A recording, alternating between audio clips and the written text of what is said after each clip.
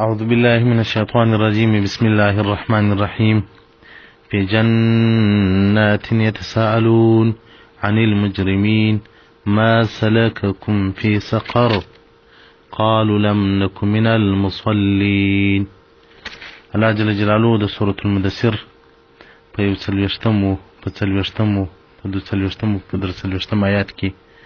بیان راته کوي په جنت کې به جنتیان د مجرمانو پوښتنه وکړي چې مجرمان چیرې دي. ملایکې به ورته ووایي چې مسلمانان مجرمین په دوزخ کې دي. بیا به وایي اهل جنت جنتیان به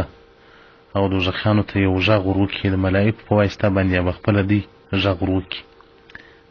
ما سلککم فی سقر،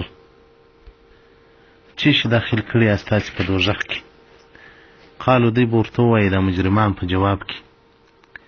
لم نکن من المصلین، موږ په دنیا کې لمونځ کوونکي نه وو. ولم نکو نطعم المسکین، او موږ په دنیا کې غریبانو او مسکینانو ته خواړه نه ورکول. او په دې وجه باندې الله جل جلاله موږ دوزخ ته راوستلي یو. نو دغه ګناهګاران به ورته وایي چې په دنیا کې موږ لمونځونه نه کول، نو په دې وجه الله اوس دوزخ ته راوستلي یو. او امام احمد یو حدیث ذکر کړی دی، رسول الله صلی الله علیه وسلم وایي فرق په مابینځ کې د کافر او د مسلمان ترک صلات پرېښول د لمانځه دي. او مسلم یو حدیث ذکر کړی دی، وایي د مسلمان او د کافر او د مشرک په مابینځ کې فرق نشته الا ترک صلات. که لمونځ پرېښو بیا د مسلمان او د کافر فرق نشته. او ابو داود نسائی بل حدیث ذکر کړی دی لیس بین عبد بین و بین الکفر الا ترک صلات. په مابینځ کې د بنده او د کفر فرق نشته ما سوا په لمانځه باندې بیا فرق کېږي. او دغه ډول امام ترمذي رحمت الله علیه د حدیث ذکر کړی دی. او دغه ډول عباده بن صامت راته وایي رسول الله صلی الله علیه وسلم بارک ماته د اووه شیانو وصیت وکړي. په الله سره شرک منس، که څوم ټوټه ټوټه سي او وسوځل سي او راودي ځړي، او لمونځ ما پرېږدي په کس سره. هر چا که لمونځ په کس سره پرېښوی قصدن فقد خرج من المله، هغه زما له ملت زما له امت څخه ووتی. او امام ترمذي رحمت الله علیه مبارک وایي د رسول الله صلی الله علیه وسلم صحابه کرامو لا يرون شيء من الاعمال ترک کفر، په عبادت کې د هیڅ شي پرېښول کفر یې نه بلی غیر صلات. یو لمونځ چې به چا پرېښوی دی به د کفر الزام پر کوي چې ته کافر یې. او دغه رنګه په بازار کې د رسول الله صلی الله علیه وسلم څخه یو حدیث دی ولا سهم فی الاسلام لمن لا صلات له، هغه څوک چې لمونځ نه کوي هغه دپاره په اسلام کې حصه نشته. او دغه رنګه الله جل جلاله راته وایي فویل للمصلین الذین هم عن صلاتهم ساهون، عذاب وي هغه خلکو لره چې هغه په لمانځه کې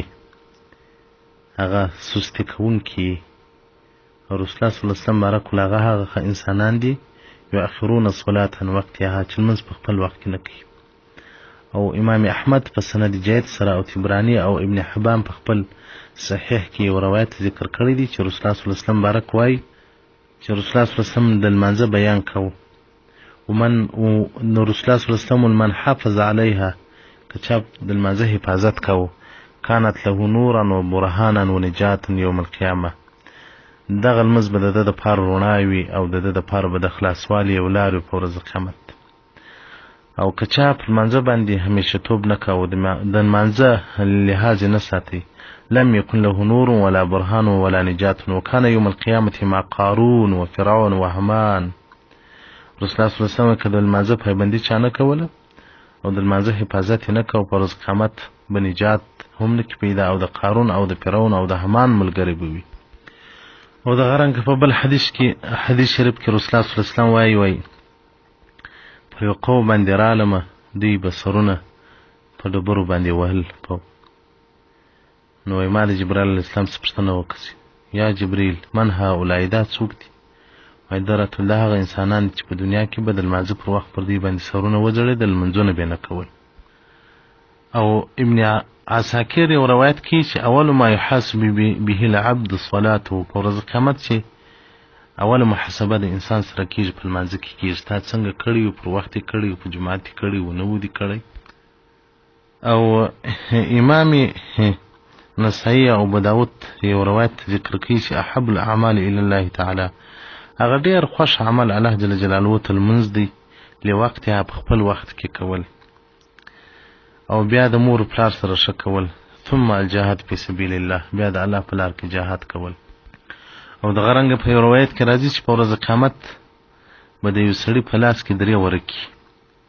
پر اوله ورقه به لیکلي وي یا موضوع حق الله هغه څوک چې د الله جل جلاله حق دې ضایع کړی دی چې لمونځ دی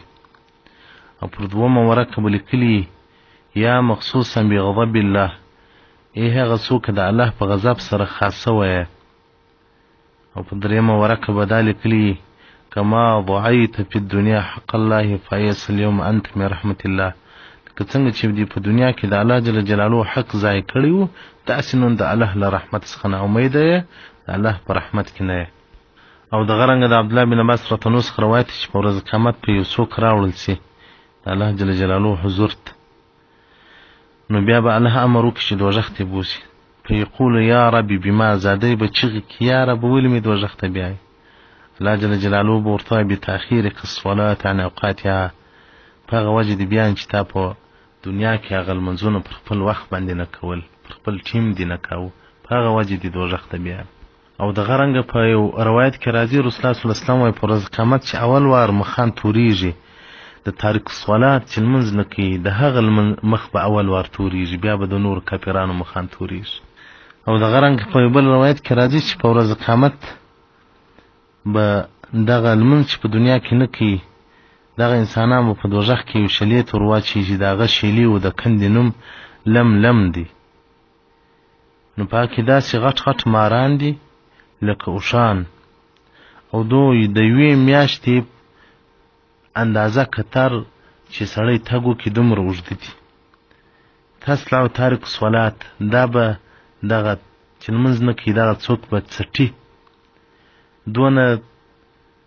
تیز او زورور زهر بي چې دغه دوزخي وڅټي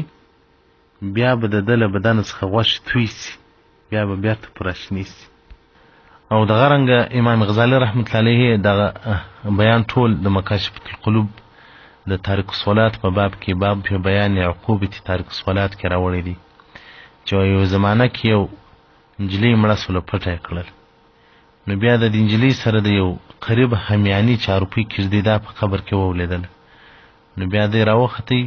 وروسته ورپه یاد سو چې زما پټوه او همیاني په قبر کې پاتې سوې ده نو قبر یې وشلی چې ورشواسي خپله پټوه راوباسي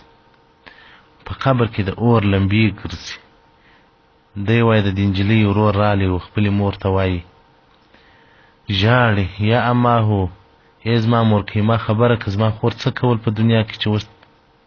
الله جل جلاله عذاب پر نازل دی وایي مور یې وژړل ولیا زوی که ستا خور چې تتهاون بالصلاة وتؤخرها عن وقتها لمانځه سره ډېره بېباکه وه او په خپل وخت کې نه کوو نو دا د تاریک صلات عذاب دی او رسول الله صلی الله علیه وسلم بارک وایي تاسې لمونځو باندې پایبندي کوي په خپلو اوقاتو کوي په جماعت باندې کوي او د غرنګ حاصل تحتوي په کتاب الصلات یسل درویمه صفحه کې وایي چې د تاریک صلات عذاب تر کافرانه هم سخت وي ځکه کافر خدای نه مني ته خدای منې بیا په کول نه کوي دا داسې مثال لري زوی د پلار په کول نه کوي همسایه څه د پلار د غونه خوا نه بدېږي لکه له خپله زویه څخه وایي ته خو زما زوی هم یې پلار مې هم بولې موږ خو الله رب دی خدای هم بولو نو چې بیا بې اطاعتي کوو نو ځکه په دغه وجه باندې مو عذاب هم سخت وي او د غرنګ فقهای کرام وایي تارک الجماعت که سړی جماعت نه کوي نو دغه شاهدي نه قبلېږي هغه فاسق دی باید د شرع حکومت هغه ته زجر ورکوي وي بهرایک جلد اول صفحه 315 څلوېښت باب الامامت او هندیه فتاوا هندیه جلد اول صفحه 2 یا باب الامامت محترمین ورونه الله دې موږ توفیق راکړي چې لمونځونه په پایبندي باندې وکړو نو محترم ورونه نور مازدیګر بیان راته کوو په دوبۍ کې پر 8 بجې باندې دومره خلک په لمونځو ولاړ دي سړی چې وایي دا څه کیسه پیښه ده، هغه دوی د سهار لمونځونه راګرځي. نو محترمینو ورونو ډېر احتیاط پکار دی چې بیا په قبر کې افسوس کوو، بیا ژاړو، بیا فریاد کوو. تر هغه نو راځي چې په دغه دنیا کې د آخرت توښه برابره کړو. والسلام علیکم ورحمة الله وبرکاته.